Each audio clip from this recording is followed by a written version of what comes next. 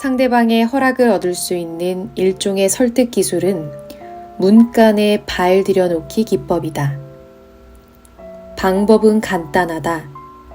먼저 상대가 거절하지 않을 법한 작은 요구를 한다. 만약 상대가 이 요구를 들어주면 다음에는 더 큰 부탁을 해서 이번에도 상대방이 허락하게 만든다. 햇님 달님의 문간에 발 들여놓기 기법 중에서. 안녕하세요. 소리한점입니다.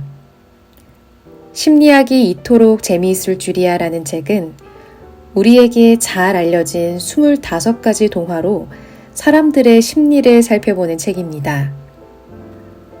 이 책의 작가는 각 동화마다 줄거리를 요약하고 그 속에서 심리학적 요소를 찾아 독자들에게 쉽고 재미있게 다가가고자 했다고 합니다.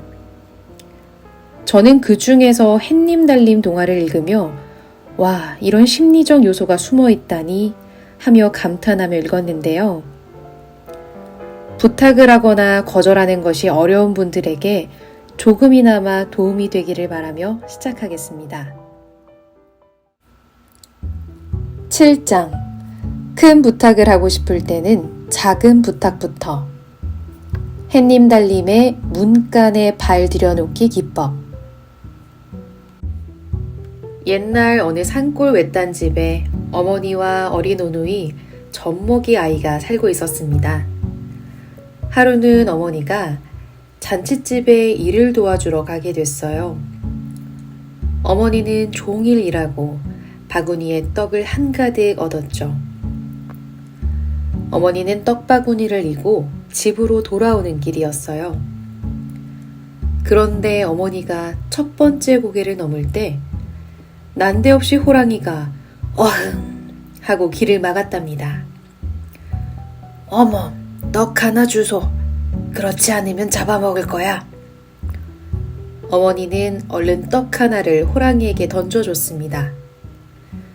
하지만 두 번째 고개를 넘을 때 호랑이가 또 나타났어요. 어머, 남은 떡 주소. 그렇지 않으면 잡아먹을 거야. 이런 식으로 떡을 모조리 다 뺏어먹은 호랑이는 어머니에게 이렇게 말했습니다. 어머, 왼팔 하나만 주소. 그럼 빨래는 어떻게 하고 벼는 어떻게 베니? 주지 않으면 잡아먹을 거야. 어머니는 할 수 없이 왼팔을 내줬어요. 다음에는 오른팔까지 호랑이에게 내주었죠. 어머니는 힘겹게 고개 하나를 더 넘었어요. 그런데 아까 그 호랑이가 다른 호랑이인 척 시치미를 떼고 앉아 있었어요. 어머, 다리 하나 주소. 다리를 주면 집까지 어떻게 가니? 외다리로 깡똥깡똥 뛰어가면 되지. 주지 않으면 잡아먹을 거야. 어머니는 다리 하나를 내주고 깡똥깡똥 힘들게 뛰었답니다. 그러자 호랑이가 시뻘건 입술을 핥으며 말했어요. 어머, 깡똥거리는 그 다리 하나마저 주소. 외다리마저 널 주면 이 고개 넘어 있는 우리 애들한텐 어떻게 가니? 동실동실 굴러가면 되지. 결국 하나 남은 다리도 호랑이에게 준 어머니는 몸뚱이라도 굴려서 아이들에게 가려고 했어요. 하지만 호랑이가 그 몸뚱이마저 먹어버리고 말았죠. 호랑이는 어머니가 입었던 옷을 입고 아이들이 있는 곳을 향해 갔답니다. 교활하고 악랄한 호랑이는 어머니로부터 모든 것을 빼앗아갔다. 그런데 호랑이는 어머니를 절대 통째로 잡아먹으려고 하지 않았다. 대신 상대적으로 덜 중요한 것부터 차례대로 하나씩 손에 넣었다. 호랑이는 어머니가 고개 하나를 넘으면 어머니의 팔 하나를 요구했고 다음 고개에서는 다리 하나를 달라고 했다. 즉, 호랑이의 요청은 순차적인 단계를 밟고 있다. 그런데 어머니는 호랑이의 모든 요구사항을 다 들어주었다. 상식적으로 자신의 왼팔과 오른팔을 달라는 상대방의 요구를 들어주기란 어려운 일이다. 그래서 어머니를 어리석다고 생각할 수도 있지만 사실 우리도 이와 비슷한 일을 당하곤 한다. 호랑이가 사용한 설득의 기법 때문에 말이다. 그 기법이란 바로 문간에 발 들여놓기 기법이다. 문간에 발 들여놓기 기법은 상대방의 허락을 얻을 수 있는 일종의 설득 기술이다. 방법은 간단하다. 먼저 상대가 거절하지 않을 법한 작은 요구를 한다. 만약 상대가 이 요구를 들어주면 다음에는 더 큰 부탁을 해서 이번에도 상대방이 허락하게 만든다. 이 설득 기법을 연구한 학자는 미국 스탠퍼드 대학의 심리학자 프리드먼과 프레이저다. 그들의 실험에서 연구자들은 자원봉사자로 변장했다. 이후 캘리포니아의 가정집에 일일이 방문하여 다소 황당한 요청을 했다. 집주인들에게 그들의 정원 앞들에 안전운전이라는 간판을 설치하게 해달라고 부탁한 것이다.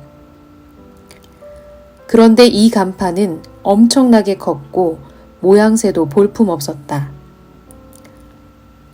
한마디로 아름다운 정원과는 전혀 어울리지 않는 흉측한 간판이었다.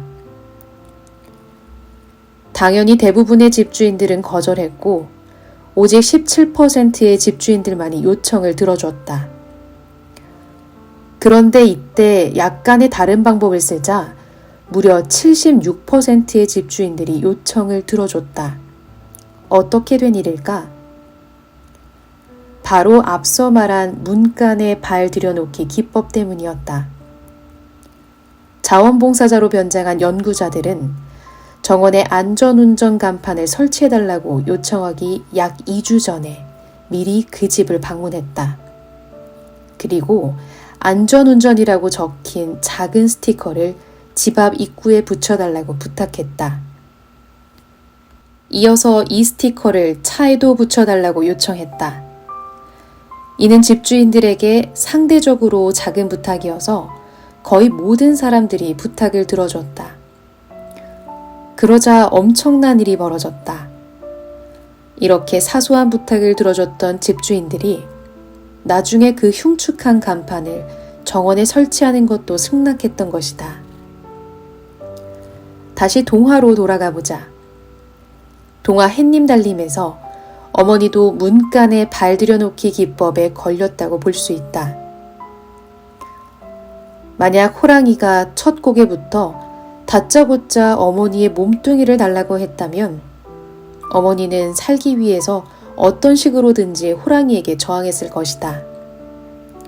하지만 호랑이는 간교하게도 어머니에게 떡 하나부터 요구했다.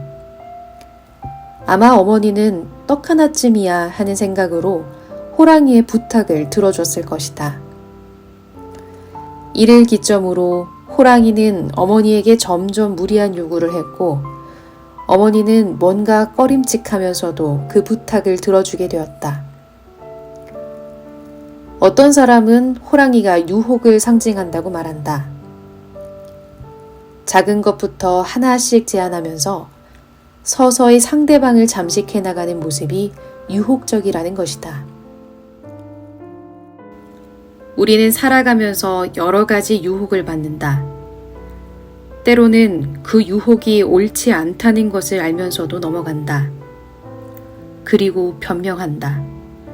어쩔 수 없었어.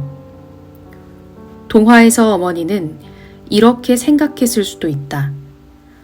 호랑이에게 팔을 내주지 않으면 내 몸 전체가 먹힐 거야. 그러면 아이들에게 갈 수조차 없겠지? 하지만 이런 식의 타협은 결국 유혹에 홀딱 넘어가 버린 것과 다르지 않다. 왼팔 하나쯤은 괜찮겠지. 아예 잡아먹히는 것보단 낫잖아. 라는 생각은 합리화에 불과하다. 어머니 입장에서 어떻게든 살아서 아이들을 보고 싶은 마음이 강했다 하더라도 호랑이의 요구를 계속 들어준 것은 결과적으로 치명적인 실수였다.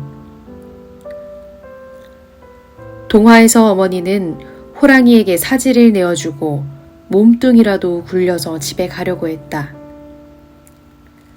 이는 자식에 대한 끔찍한 사랑이라고도 해석할 수 있지만 결과적으로 호랑이에게 아이들이 있는 집의 위치를 알려준 꼴이 됐다. 유혹에 빠진 것도 잘못이지만 다른 사람까지 그 유혹에 끌어들이는 것은 더 큰 잘못이다. 아이들을 지키고 싶었다면 어머니는 집으로 가지 말아야 했다. 그런 문간에 발들여 놓기 기법을 이용하려면 상대방에게 늘 작은 것부터 부탁해야 하는 걸까? 그렇지는 않다. 심리학에는 문간에 발들여 놓기 기법과 반대 기법인 면전에서 문 닫기 기법이 있다.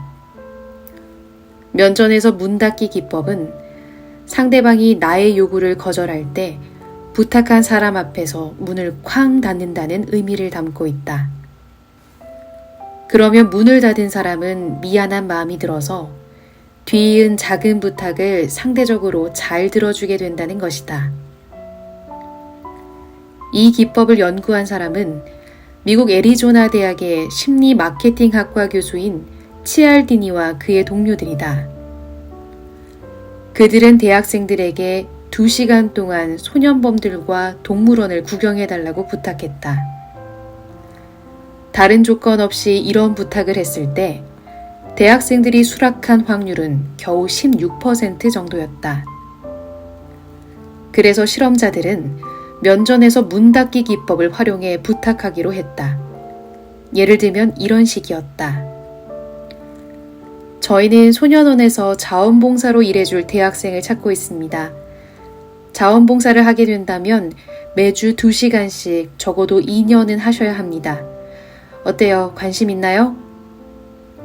이런 무리한 부탁을 들어줄 만한 사람은 거의 없을 것이다.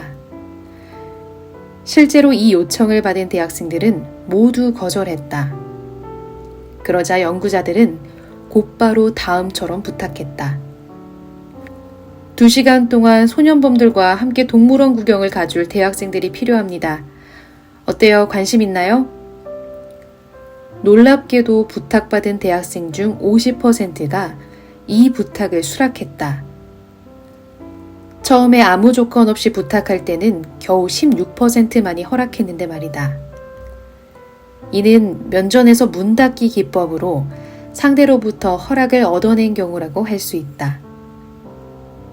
동화 햇님 날림에서도 만일 호랑이가 어머니를 처음부터 통째로 잡아먹으려고 했다면 분명 어머니는 완강히 저항했을 것이다. 그런데 호랑이가 할 수 없다는 듯이 그러면 왼팔이라도 주소 라고 했기 때문에 어머니는 순순히 자신의 왼팔을 내어준 것일 수도 있다. 사실 이런 설득 기법은 좀 단순해 보인다. 그런데 신기한 점은 대부분 알면서도 당한다는 것이다. 어떤 사람이 월 2만 원씩 자선단체에 기부하라고 하면 선뜻 동의할 사람은 흔치 않다. 대부분 의도는 좋지만 이라며 난감해할 것이다. 그런데 설문조사에 스티커를 붙이는 것부터 시작하면 사람들이 정기 후원 동의서에 서명할 가능성은 커진다. 누군가를 설득해야 하는 상황이라면 문간에 발들여 놓기 기법이나 면전에서 문 닫기 기법을 사용해보자. 원하는 바를 효과적으로 얻을 수 있을 것이다. 한 걸음 더. 위기에서 나를 구하고 싶다면 희소성의 법칙을 기억하라. 동화 햇님 달림에서 혹시 어머니가 호랑이에게 잡아먹히지 않도록 호랑이를 설득할 수는 없었을까? 어머니가 아이고 저는 이대로 못 죽습니다. 집에는 저를 기다리고 있는 어린이들이 있어요. 라며 감정에 호소했다면 어떻게 되었을까? 아마도 호랑이는 이런 반응을 보이지 않았을까? 뭐 어쩌라고. 너만 자식 있어? 나도 배고파서 우는 새끼들이 있어. 이 경우에는 차라리 저는 불량식품입니다. 전염병도 가지고 있어서 저를 먹으면 어떤 병에 옮게 될지 장담할 수가 없습니다. 라고 말해서 호랑이의 식욕을 떨어뜨리는 것이 낫다. 즉, 호랑이를 설득하려면 첫째로 호랑이의 배고픈 욕구를 파악하는 것이 먼저다. 그래야 이를 활용해서 호랑이를 설득할 수 있기 때문이다. 한편 희소성의 법칙이라는 것이 있다. 이는 수와 양의 희귀성을 강조하는 전략이다. 이 법칙을 가장 직접적으로 사용하는 곳은 바로 홈쇼핑이다. 특히 쇼호스트가 이제 얼마 남지 않았습니다 라고 말할 때 그 효과가 나타난다. 희소성 법칙의 또 다른 사례로 법정 스님의 무소유 책을 들 수 있다. 법정 스님은 돌아가시면서 내가 죽으면 내 모든 책을 출간하지 말아달라고 유언을 남기셨다. 그런데 이 내용이 알려지면서 사람들은 너도 나도 무소유 책을 사들이기 시작했다. 심지어 110만 5천 원에 낙찰되기도 했다. 희소성의 법칙을 동화 햇님달님에 적용해보자. 만약 호랑이가 먹은 떡이 엄청 맛있었다면 어머니는 이렇게 말할 수 있었을 것이다. 그 떡은 흔한 떡이 아니야. 오직 나만 만들 수 있는 떡이지. 그러니 내가 죽으면 앞으로 이 떡 맛을 영영 못 보게 될 테야. 황금알을 낳는 거위배를 굳이 가르지 말고 계속 기르는 게 현명하지 않겠니? 날 살려보내면 그 맛있는 떡 내가 계속 만들어주마. 살면서 동화처럼 누군가 내 사지를 가져가려는 일은 거의 없을 것이다. 하지만 인간관계를 맺다 보면 위기를 경험하게 될 때가 있다. 그럴 때 희소성의 법칙을 이용하면 위기에서 벗어나 현명하게 대처할 수 있을 것이다. 이 책의 부제는 동화를 꿀꺽해버린 꿀잼 심리학입니다.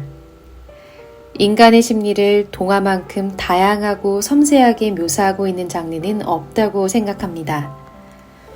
동화 속에 나오는 많은 캐릭터와 장면들은 우리 생활 속에서 나타나는 다양한 고민과 문제들의 축소판이라고 할 수 있을 것 같아요. 기존의 동화는 전형적인 권선징악이라는 갖춰진 프레임이 있잖아요. 그 틀에서 벗어나 심리학적 용어를 쉽게 이해시키고 재미있게 풀어내서 저는 첫 장부터 읽는 내내 너무나 흥미로웠습니다. 기억 속에 자리 잡고 있던 우리 마음속의 동화들 25편을 만나보면서 사람들의 속마음과 우리 삶의 고민을 탐구해보고 싶다면 이 책을 추천드립니다.